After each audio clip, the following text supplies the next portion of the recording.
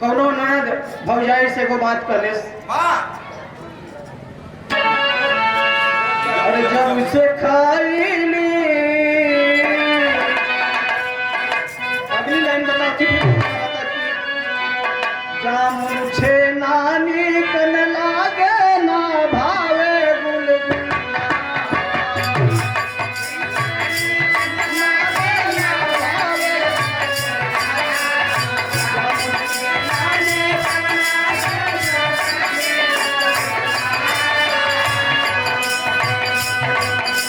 पिछले के नदी कैसे निकलता तावे लगल अपने ससुरारी काल का। अरे जामुन छे नानी कन लागे ना भावे जब से खाई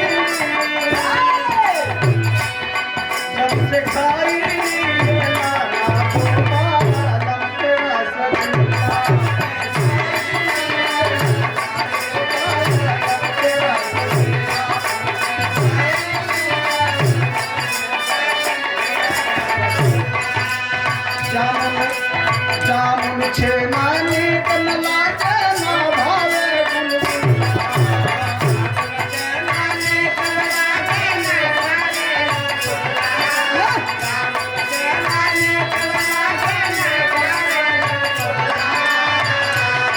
जब से खाई भाव लम तेरा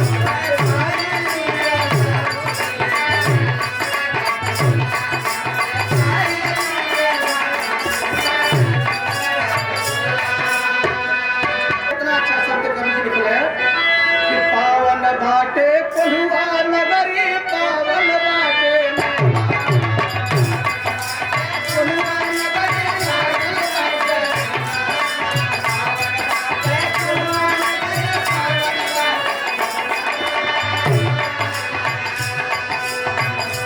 एक पत्नी अपने पति से कहे लगल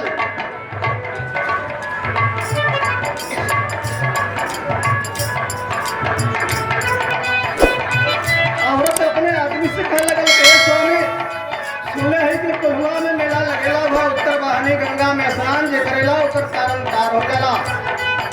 परानी थोड़ा गुरुबक बात कहल के रहे हैं पैसा ना भरे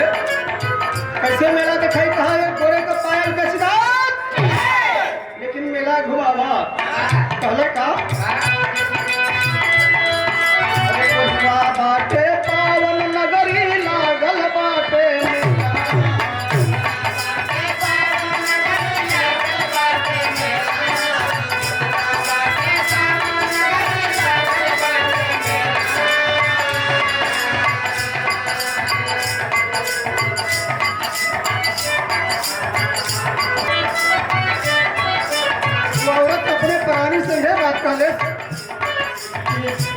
बाटे पावन नगरी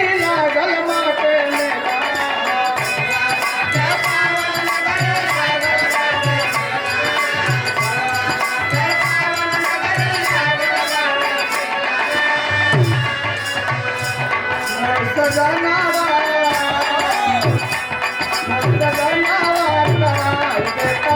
कोल्हुआ के मेला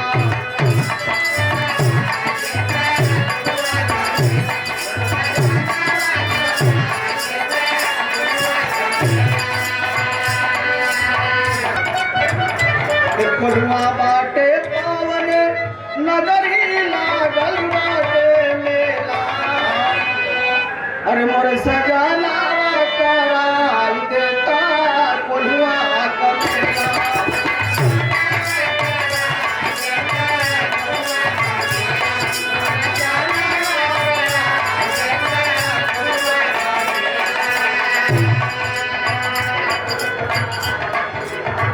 मेला के जटा से जग में निकली